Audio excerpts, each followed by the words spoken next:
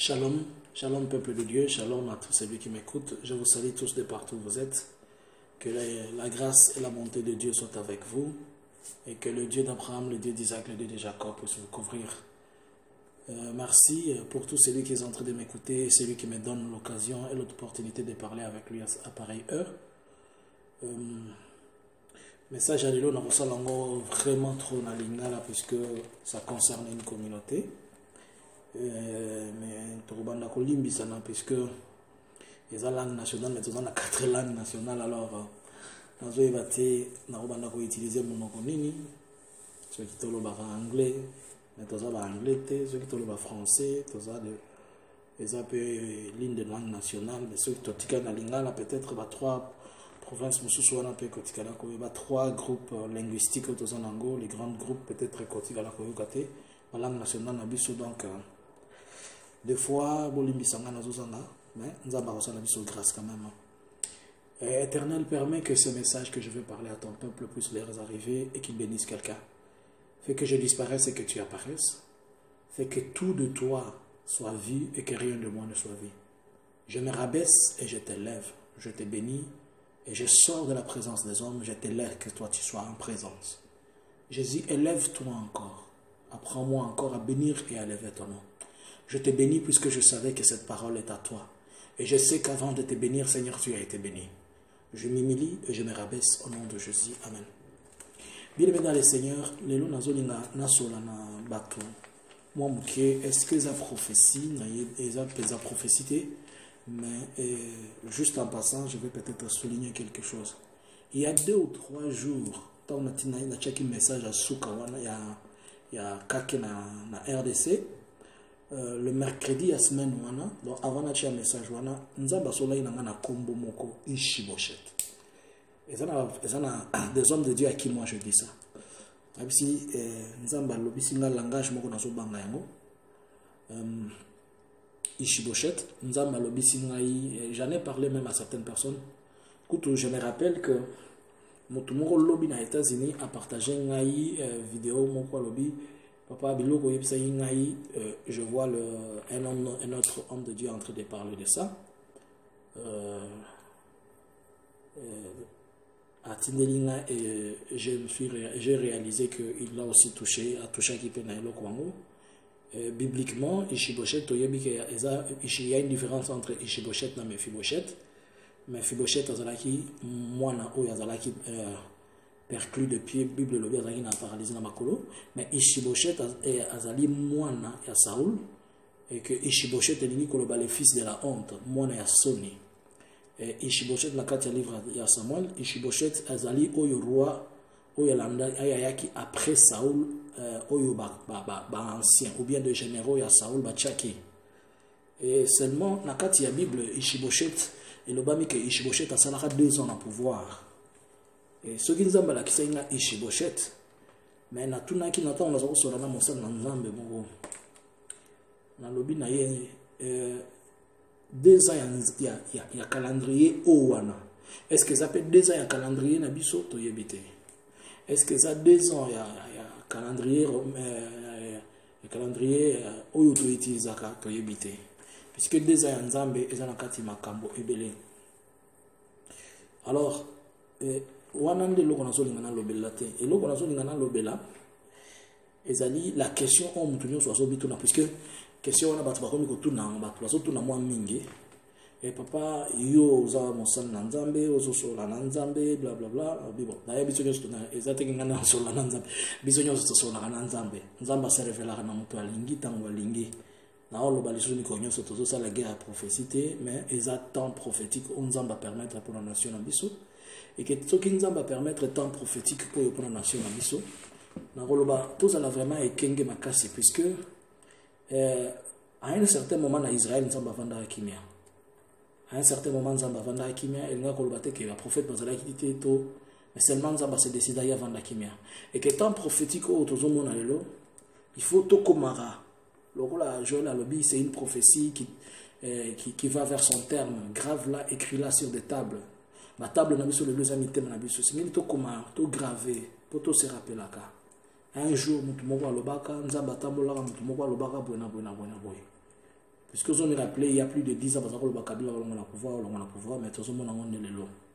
Donc pour dire que peut-être à un certain moment, nous allons revendre Kimia, mais tant que nous allons revendre Kimia, comme on a eu le livre Proverbe et Lobby, un peuple sans révélation, c'est un peuple sans frein. Mais au moins, nous avons un guide prophétique, nous avons un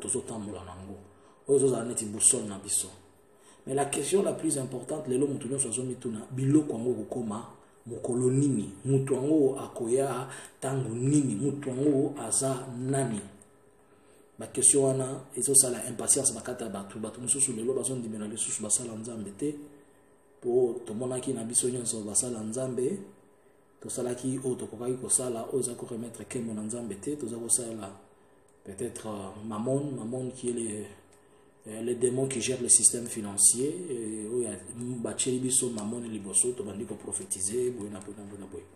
alors quand est-ce que ces choses vont se passer? Nalingi mutu moko comprendre le langage de Dieu. Nzamba lobi na Abraham lokola yo na biso tumbelanga mbeka opesa ngame otumbelanga mbeka mais osali biloko zangi tina bana no bakendaka bombu pendant 4 siècles.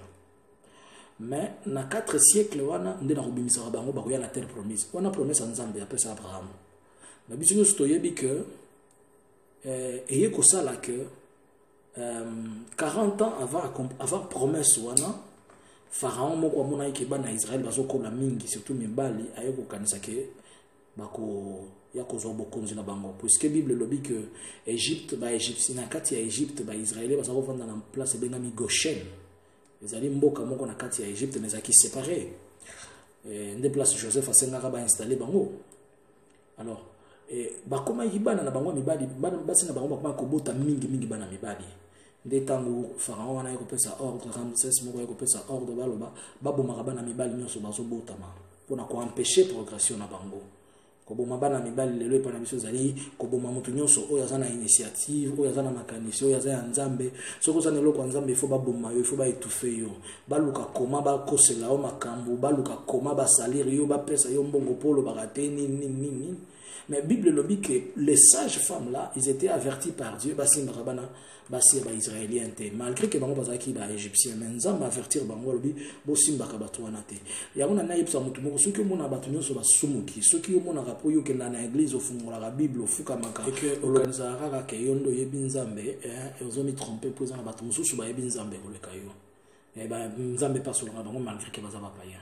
Alors dans quel moment bango et ko salema ke na Nzamba tiki ba garçon bako kobotama Moïse aye kobotama babwaki Moïse na aye ko sala 40 ans na katanda kwa Moïse ya Pharaon tango akokisi 40 ans nda sala ki dega wana ko boma mutu akimi akina désert déjà 4 siècles kokaki 4 siècles kokaki mais na 4 siècles juste wana Moïse abimi na Égypte mais déjà le temps on Nzamba lobaki se rappeler na batuna ye izaki se koki.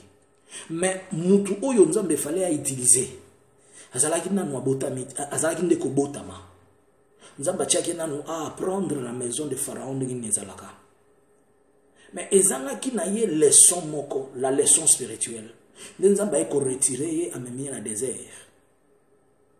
ake na désert kuna ake ko bala mwasi ko mona Sephora abandi ko bota bana ba Gershom et tout ça tango kokisi asali sous 40 ans kokisi 80 ans Nzamba ebisi si kwa bengie ndaki ko mona vision Nzamba tindie donc na 4 siècles Nzambe ayuka rappela ki na peuple na ye mais il a fallu encore 40 ans Nzambe a préparé muto ya kosala mission wana. Alors Bible yeko loba ke Moïse akepa Pharaon tango akepa Pharaon bandi ko loba na Pharaon to ba fréquence ba miracle est-ce que miracle ngonyo so salama ngam ko moko Bible lobi ya diplé ba bilembo zalaki zomi mai ko bongo na makila bana ko betama papa tozo ba fréquence na ngote est-ce que ça va saler chaque jour ça va saler chaque mois ça va saler mandeni titango ko kibilembo ngonyo so 10 Pharaon atiki bango basi minzela na 440 ans donc na 4 siècles et 40 ans wana Moïse oyo azaki prévu pour la mission wana donc pendant tout ce temps Nzambe azako sélectionner ta la motoni na yeko mona Moïse na 40 ans Nzambe abimisi na Égypte na 80 ans Nzambe lobeli pour pas comme appel na Égypte soit qui bango sous 40 ans est-ce que vous comprenez Cela veut dire, tant que tu as mis tout na ke, ita yango ko ya mkoni, nzam to ngo kozala ndenge kozala ndenge to yebi projet na programme nzambe te. Muto yebi projet na programme nzambe za kan nzambe yemoko. Amo ke nzamba se révéler na biso loba, ça va se faire tel moment et telle période. Peut-être ouais yango tozozela. Et Yesu Masi a ça là 30 ans pour faire un ministère de 3 ans. 30 ans en préparation, mais à ça le ministère à 3 ans. Et l'Ina chapitre 17, il y a un livre, il y a un roi. A sali presque une année na kata grotte. Batu bazole sa yeza ba corbeau, azo melama ba corbeau zo ila kaeli pana na nyama. Pendant une année avant na kata grotte wana, mais akenda kusala kaka ponza mbaza ko préparer pour kusala kaka mission un seul jour ko défier ba prophète Abal na chapitre 18, il y a un roi. Donc el ni koloba ke ta nzambe muto yebi yango zaka nzambe. Nzamba ko koloba na biso boy, nzamba ko koloba boy, biso nyoto lobi, tozo kanisa peut-être lobi to nini, o yebi na note. Peut-être nzambe singenda na l'exata 2-3 présidents na katiwana. Puisque na onyo nzamba lobaki a cause na sagesse à Samuel et puis à cause de l'esprit à David. Peut-être nanu abotamité. Peut-être c'est comme la sagesse à Samuel, esprit à David dans le comité. Et c'est qu'il s'avait équipé de son esprit à David. Puisque il y a quelque chose dans mon aki. Oui, comment? La Chine est comme que les États-Unis bisika. C'est ce que je vis. Les communistes bakoti que la capitaliste. Na monaki gros porteur mi balezoya. Gros porteur moko za ina drapeau ya Chine, gros porteur mususu za ina drapeau ya États-Unis. Mais tant mozoya, nous sommes qui vers la RDC, mais Chine et kotika ezongi etikeli États-Unis ke yango moko. Donc mon ani ke ba capitaliste ba communiste o bazale lona avec ba contrat na ba moni makamna mongo ezali. Plus tard ba kobima pour permettre que les capitalistes vont continuer. Donc, deux pouvoirs, on est sous puisque n'oublions pas, il y a une question, il y a main étrangère, où ils ont géré ma camion, même si tous les et puis je sais qu'il y a un projet en Zambie, plus tard, on a un message par rapport à le cœur, un message en Afrique, vous allez comprendre plus tard, mais ce qui est bon est que pendant tout ce temps, nous avons préparé kaka. Tous les battés. Est-ce que ça comme na biloko nyoso mi balé, ça comme et la sagesse de Saoul, l'esprit de David, tous les battés. Est-ce que ça botami peut-être dans la botanité. Peut-être ça bondissama. Donc il y a beaucoup de peut-être. Na ningi kana ibsana mutu. Bible lobi na biso prier sans cesse. Et le batté que ceux qui vont prier requête oyo zo ka réponse na une année. En Israël, préparez-vous dans 3 jours. Tant que Israël est kimi. Le système na biloko nyonso ezawana, ba salité nyonso ezawana, ba esprit nyonso ezangi makolona mitu wana. Nzambe sengela buka ba homme de Dieu wana nyonso bazolinga kosalela ka mbongo sengela buka effacer bango. Alors c'est après, tant nous avons aussi sa nettoyage na ye. Nde akosala selon volonté na ye. Mais est-ce que biso sengeli to vanda kimia to boya ko bondela Nzambe, to lobate, to croiser les bras? Non. Na ligne na ebsa mutu moko kozala décourager te kolobate obondela mingi makambo zo changer te. Israël va banda ko bondela le premier jour tant babandi fimbu na kati ya Égypte. Utu Israël va zakoza la balobi lo kwanza ba kotinda mutu. C'est que Moïse a na maminduki.